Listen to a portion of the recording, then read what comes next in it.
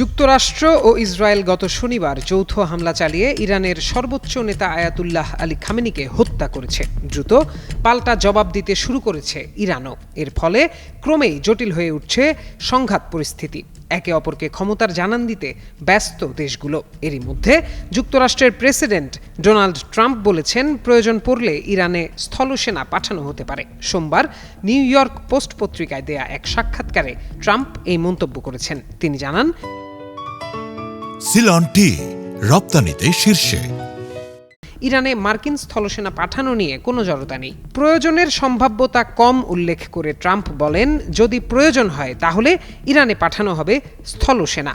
উল্লেখ্য, ব্রিটিশ বার্তা সংস্থা রয়টার্স ও ইপসোস এর এক জরিপে দেখা গেছে, ইরানে হামলার বিপক্ষে 43% আমেরিকান মত দিয়েছেন। এ বিষয়ে জানতে চাইলে মার্কিন প্রেসিডেন্ট বলেন, এ নিয়ে চিন্তিত নন তিনি, তাকে সঠিক কাজই করতে হবে। ট্রাম্প দাবি করেন, ইরান এমন একটি দেশ যা উন্মাদ কিছু মানুষ দিয়ে পরিচালিত হচ্ছে এবং তাদের হাতে পারমাণবিক অস্ত্র থাকতে দেয়া যায় না। ইরানে মার্কিন সামরিক অভিযানে মানুষ অত্যন্ত মুগ্ধ বলেও দাবি তার।